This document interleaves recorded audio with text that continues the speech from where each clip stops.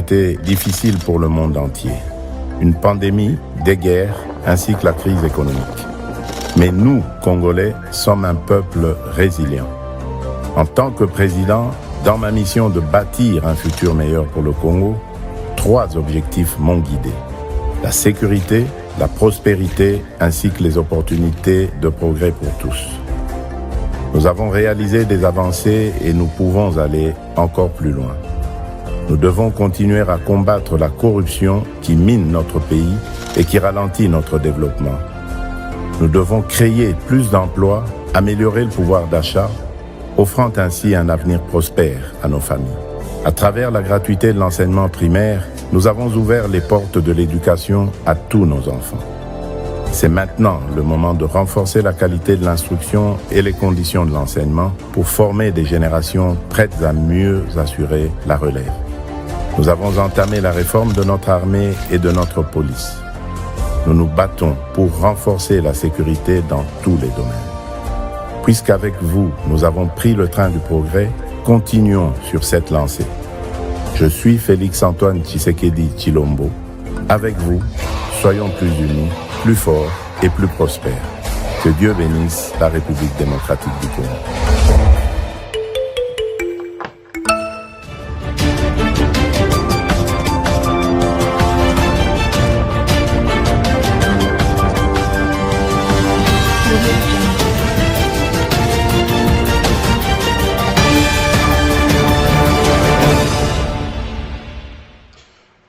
Mbote bandeko balandi ya CSTV, mbote balandi ya Maître Donald, surtout balandi nyonso ya cette belle émission Évangile selon moto na moto.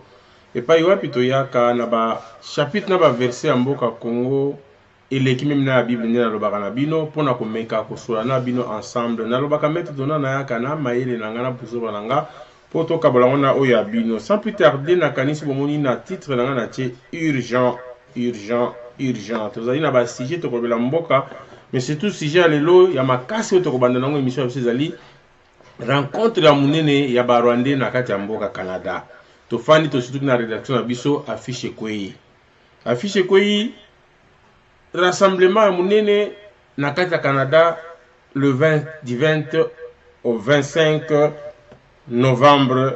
Alors yangwana to lobaki ndenge to mesana to ko tika jamais likambo boye lekela biso ka boye alors que mboka eza mboka na biso Rwandais ba lekela biso mayele yango na Maître Donald na kati ya koluka esengelaki na yeba na bozindo qu'est-ce qui se passe na rencontre wana bandeko ba Rwandais mususu oyo ba sepelaka te na makambo oyo ba Rwandais basalaka mpona mboka na biso nazaki libaku ya koza en contact na moko na bango nde tokobenga ye toyeba nini ezali koleka bokomona na kati ya fiche oyo ezali na drapeau ya Rwanda na ya Canada bakomi nini awa Rwanda Youth Convention donc ezali convention na bango ezali bongo na mboka Ottawa Gatineau na Gatineau na profiter être en ligne avec quelqu'un qui est au Canada qui nous explique un peu qui est aussi de la nationalité rwandaise qui nous explique un peu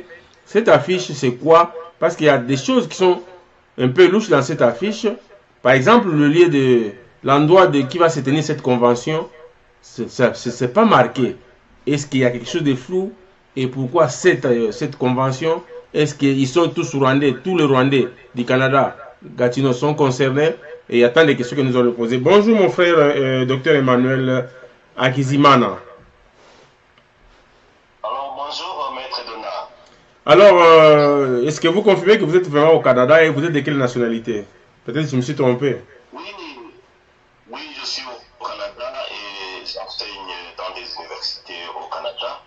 Et je suis de nationalité rwandaise et également je suis le deuxième vice-coordinateur du Congrès national rwandais, ce qu'on appelle RNC en abrégé. Merci beaucoup, Dr Emmanuel. Alors, nous sommes...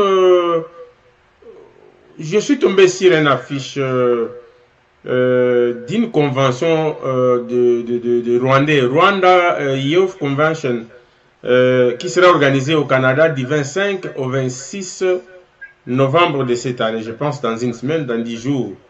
Est-ce que vous êtes au courant de cette convention? Ça vous concerne aussi ou Oui, absolument, nous sommes au courant et d'ailleurs, nous avons entamé une action pour alerter les autorités canadiennes parce que nous considérons que cette activité constitue une menace pour surtout les critiques du gouvernement rwandais, que ce soit des Rwandais et que ce soit des étrangers. Oui, nous sommes parfaitement au courant et nous sommes très inquiets par le fait que c'est la première fois que un tel événement organisé par l'ambassade du Rwanda soit mis sous la responsabilité de l'attaché militaire du Rwanda. Alors nous considérons que ce n'est pas par hasard. Ce n'est pas un simple hasard. Pourquoi? Parce que ça coïncide avec cette période où le Rwanda a agressé le Congo. Et donc, nous pensons que le point central de cette conférence sera la guerre au Congo. Et d'ailleurs, vous aurez remarqué qu'effectivement, l'événement s'appelle Rwanda Convention of America de 2023. Et c'est mis également sous la couverture d'une organisation qui s'appelle International Rwanda Youth for Development. Mais je pense que vous le savez maintenant, les techniques du gouvernement rwandais, c'est de prendre une couverture, mais avec d'autres visées. Donc nous considérons que cette organisation est une simple couverture, comme le M23 est une couverture de l'agression du Rwanda au Congo, mais que c'est complètement l'armée rwandaise qui se bat au Congo. Et donc, cette organisation est une couverture. Et ça représente l'événement représente une menace très sérieuse pour les Rwandais, mais également pour les Congolais qui sont contre cette guerre. Mais est-ce que, Dr Emmanuel, vous voulez nous dire que vous allez confirmer que cette rencontre est organisée non par l'ambassadeur mais l'attaché militaire, alors que c'est un événement, je peux dire, civil? Exactement, exactement. Et c'est ça le point central en fait. C'est ça l'indice qui montre que derrière cet événement, il y a d'autres visées et des visées qui tombent sur la responsabilité de l'attaché militaire. Et d'ailleurs, il s'appelle le lieutenant-colonel Eustache Rutabuzois. On présente un événement comme un événement civil. On dit que c'est un événement qui vise seulement à rassembler de jeunes Rwandais de la diaspora pour célébrer les réalisations du Rwanda et changer des idées. C'est comme ça qu'on le présente. Mais la question qui se pose, c'est comment est-ce qu'un événement présenté comme ça, civil, tombe sous la responsabilité de l'attaché militaire. Alors nous pensons que si l'ambassade du Rwanda au Canada a jugé que c'est la meilleure personne pour organiser cet événement, ça signifie que l'ambassade elle-même a remarqué que ça tombe dans les responsabilités d'un attaché militaire. Pour les responsabilités d'un attaché militaire, j'imagine que tout le monde le sait, c'est des responsabilités qui sont liées justement à la sécurité, aux activités militaires. Et pour le moment, quelles sont les activités militaires que le Rwanda entretient, à part justement la sécurité intérieure, mais pour le moment, c'est la guerre au Congo. Et donc, nous pensons que c'est spécialement la question centrale qui sera discutée, ça sera la guerre au Congo. Et nous pensons que, étant donné que ce sont des jeunes qui sont spécialement visés, nous pensons que, justement, on vient pour le recrutement, on vient pour chercher du financement, on vient également pour recruter des agents qui vont, comme ils le font d'ailleurs d'habitude aussi, qui vont menacer la sécurité de tous ceux qui s'opposent à la guerre au Congo et généralement, de façon générale, de tous les opposants et critiques du régime rwandais. Et les participants vont venir d'où? On a appris qu'il y a même des jeunes qui vont venir du Rwanda. Est-ce que c'est vrai? Oui, ils vont venir d'un peu partout. C'est quand même à peu près 2000 personnes qui seront à l'événement. Ils vont venir d'un peu partout du Rwanda. Nous savons qu'il y en a qui se préparent déjà à partir des États-Unis. C'est vraiment d'un peu partout. 2000 personnes, c'est un gros événement. Et j'ajouterais que nous ne sommes pas les seuls à douter du caractère sécuritaire de cet événement. C'est que dernièrement, il y a eu un rapport de Human Rights Watch qui a dit que, en fait, généralement, ce type d'événement couvre d'autres visées de répression, de réprimer les opposants et de réprimer aussi tous ceux qui sont contre les activités de violation des droits de l'homme du Rwanda. Aussi, il y a le service, l'agence de service frontalier du Canada qui a fait un rapport et dans ce rapport, il a affirmé que il y a un système bien documenté de répression des critiques du gouvernement tant à l'intérieur qu'à l'extérieur du Rwanda. Je ne sais pas si vous êtes au courant, mais il y a eu beaucoup de Rwandais qui ont été assassinés à l'extérieur et pratiquement tous les Rwandais qui sont contre les agissements du régime dictatorial de Kagame. Ils sont dans le collimateur des agents de Kagame. Mais je dois dire que pour le moment, on est pratiquement dans le même bateau que les Congolais dès que maintenant que le Rwanda est ouvertement en guerre avec la RDC. Ce que nous, les Rwandais, nous avons subi depuis très longtemps. Maintenant, les Congolais de la diaspora doivent savoir qu'ils vont le subir eux aussi. C'est comme ça que le régime fonctionne. Ce n'est pas les Congolais seulement de l'intérieur qui sont visés par cette guerre.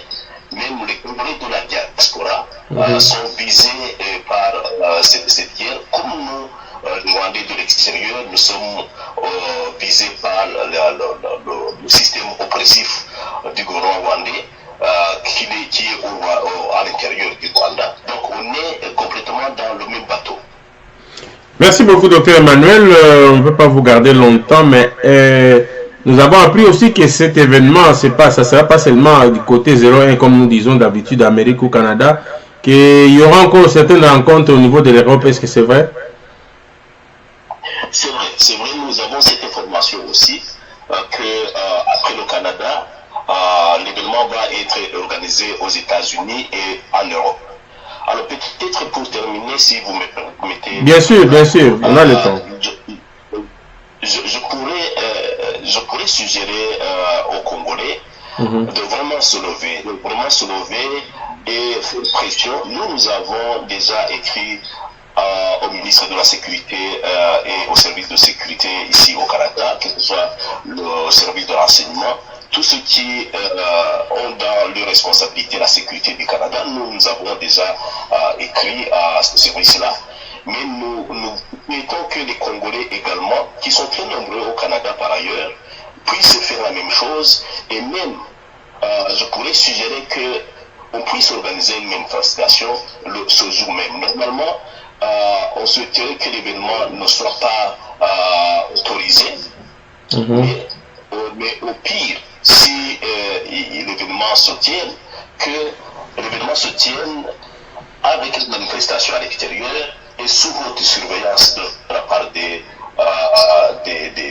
autorités canadiennes de la sécurité, ceux qui sont chargés de la sécurité. Donc, je voudrais vraiment demander à nos frères congolais de se lever et de faire pression pour qu'on puisse annuler cet événement. Et la pression, ce n'est pas nécessairement ceux qui sont au Canada qui peuvent la faire. Le Canada a des ambassades un peu partout, en Europe, partout. Mais je pense que ça serait intéressant que les Canadiens puissent aller se plaindre auprès des ambassades canadiennes, comme nous faisons ici directement auprès des autorités qui sont ici au Canada, que les Congolais depuis partout au monde puissent nous appuyer et faire annuler cet événement. Merci beaucoup, docteur Emmanuel, de nous avoir accordé cette petite interview, ce petit moment, pour essayer un peu d'expliquer aux compatriotes congolais, pas seulement congolais et rwandais aussi. Merci beaucoup. Merci, maître Donald, de m'avoir reçu. Merci beaucoup. Voilà, chers amis, nous continuons avec notre émission. Vous avez tous suivi le docteur Emmanuel, qui est aussi de la société rwandaise, qui n'est pas pour ce qui se passe au Rwanda et surtout aussi au Congo. Et je pense que c'est à nous maintenant les Congolais de voir... là maintenant je m'adresse aux amis combattants. Hein? Congolais combattants. On n'a pas interdit que les Rwandais puissent faire des manifestations, des conférences, des conventions, des congrès. Ici, c'est la liberté, c'est la démocratie. Mais nous devons maintenant faire des... Je ne sais pas, entrer dans des bureaux. Hein? Au lieu de faire des zelaka. Fallait remettre tes. Tu sais que tu l'as Kimboka. Voilà un vrai combat, un combat intelligent. Au lieu de se poumonner pour des futilités, ce que moi j'appelle désagréables. Il faut vraiment se concentrer aux choses utiles. Il est grand temps maintenant de mener combat au Congo, Congo, pour mettre na poto totika haine, totika parce que so yimboka ne kei na yo mutozo bunda o bunto chilombo nanga to comme étranger na Congo. C'est que vous ne comprenez pas, chers amis. Bokechoyam. So yo kota biroté, moza batozo entouré na bango ba intellectuels, ils se disent de quoi, des hommes de droit ou quoi, j'ai oublié, des juristes, voilà. Vous êtes entouré de juristes. Moi, moi j'ai fait des études de droit, moi j'ai fait ceci. Mais quand on se retrouve devant une situation pareille à combat, Congo, vrai combat, à Ngoyo, à communiquer à niveau mon Bokecho Yambo. Bokecho Yambo, l'équipe Bango, à tabac, juriste Batanga, l'équipe Bango, parce que vous avez sage. Bien que là, le côte trop fort. Donc, chers amis combattants, au lieu de se poumonner, passer le temps, Fali, Fouera, fait tout ça, voilà, Batubano, c'est la réunion. C'est pas moi qui ai dit ça. C'est leur compatriote rwandais. Bah, comprendre que la rencontre, on les a pour la bonne côté. Et vous savez que, bah, si bah, encaisser, bah, perte en vie humaine, na kati ya guerre, vive Wazalendo, vive FARDC. Voilà. Merci beaucoup, Nasukawa. Les 5 dernières années ont été difficiles pour le monde entier. Une pandémie, des guerres, ainsi que la crise économique. Mais nous, Congolais, sommes un peuple résilient. En tant que président, dans ma mission de bâtir un futur meilleur pour le Congo, 3 objectifs m'ont guidé. La sécurité, la prospérité, ainsi que les opportunités de progrès pour tous. Nous avons réalisé des avancées et nous pouvons aller encore plus loin.